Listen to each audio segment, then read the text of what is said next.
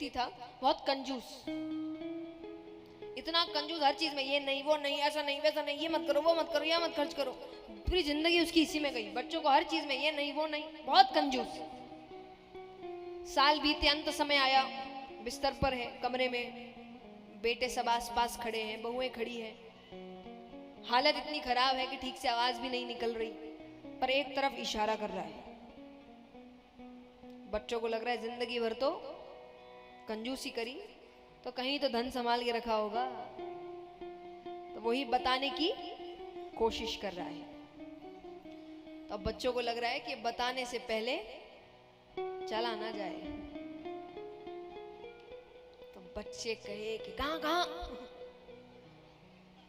अब उससे बोला नहीं जा रहा, वो इशारा कर रहा है, वो करे क्या तोड़े, दीवार तोड़े, यहां रखा है वहां रखा, उसको लग रहा है ये चला ना जाए। अंत में छोटे बेटे ने कहा कि काम करते हैं, मैं पिताजी के मुख की ओर अपना कान एकदम करीब ले जाता हूं और पिता आप बोलने की कोशिश करिए। तो वो एकदम पास लेकर गया अपना कान, और पिता कहते हैं कि जब पूरा परिवार यहां बैठा है तो हॉल का पंखा क्यों चल रहा है?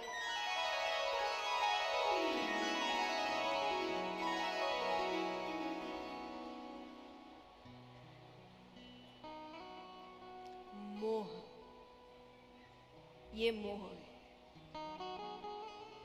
पड़ जाता है ना जब कुछ नहीं सूझता, मर रहा है वो, सब कुछ यही छूट रहा है, उस वक्त भी उसको लग रहा है कितना बचा के चला जाऊं। ऐसे में व्यक्ति को भगवान याद आएंगे? किसी को नहीं है, दूर दूर तक ख्यालों में नहीं आते किसी के, लेकिन अगर आ गए तो नरक नहीं जाए, ये पक्की बात है। तो वो कहे कि ऐसा किसी के साथ हुआ है? बोले हुआ है। कन्नौज नगरी में एक ब्राह्मण रहते थे, उनके पुत्र हुआ अजामिल। वो बड़ा होता है, रास्ते से जा रहा था कि उसने एक व्यक्ति को एक गणिका के साथ संभोग करते हुए देख लिया। उसका मन आ गया उस गणिका पर। अब मन आ गया बात अलग होती है, लेकिन कई बार मन ऐसा आ गया कि अब उसको सही गलत समझ में नहीं आ, बुराई प्रवेश कर गई।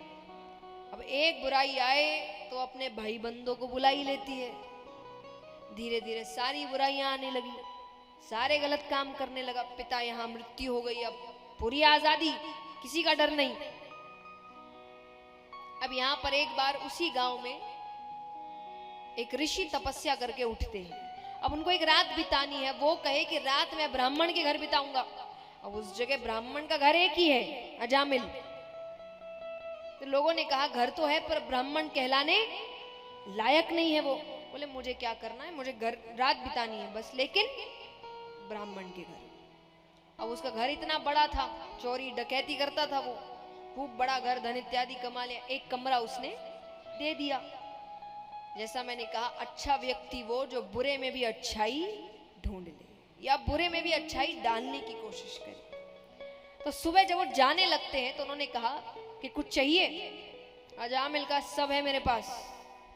हाँ आपको कुछ चाहिए तो बताइए। वो कहे नहीं। तो उन्होंने कहा ठीक है, मेरा एक काम करोगे? बोले क्या? बोले तुम्हारी पत्नी को भी बच्चा होने वाला है। बोले हाँ। तो बोले तुम्हें पुत्र होने वाला है। बोले आपको कैसे पता? बोले मुझे पता है, और अगर मेरी बात सही हो गई, पुत्र हुआ, तो तुम उसका नाम नारायण रखना। क्या रखना? उसने कहा अगर पुत्र हुआ मैं नाम नारायण रखूंगा।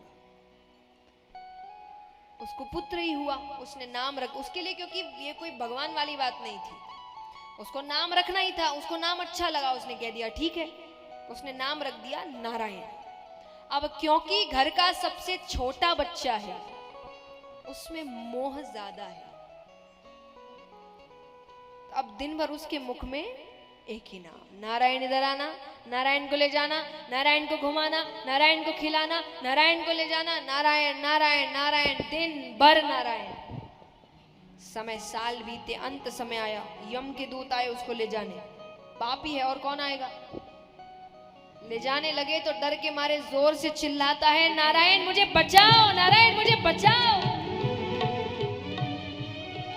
आवाज सुन के भगवान उठते हैं। भगवान ने कहा देखो कौन आवाज लग रहा है, उसकी रक्षा करो। भगवान के पार्षद आए, वो देखकर यम के दूत भाग गए, मृत्यु टल गई। कंफ्यूजन हो गया कौन ले जाने आया है। और वो तो ले जाने आए भी नहीं थे, उनको तो भगवान ने कहा रक्षा करो बस जाके। यम के दूत चले गए, उसकी मृत्यु टल गई। अब यहाँ यमराज भगवान के पास गए, वो कहे आपके किसी भक्त का अंत समय होता है, मैं नहीं आता, ऐसे पापी के लिए आपके पार्षद आए। भगवान कहते पापी है कि पुण्य करने वाला है, अगर उसने अंत समय में मेरा नाम लिया है वो नरक नहीं जाता। अरे यमराज कहे आपका नाम नहीं ले रहा था, वो अपने पुत्र नारायण का नाम ले रहा था।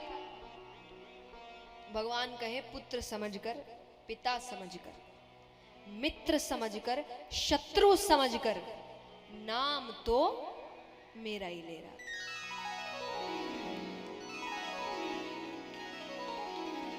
लेकिन मैं हमेशा कहती हूं कि ये सब क्या है, ये भगवान के तरीके हैं आपको करीब लाने के।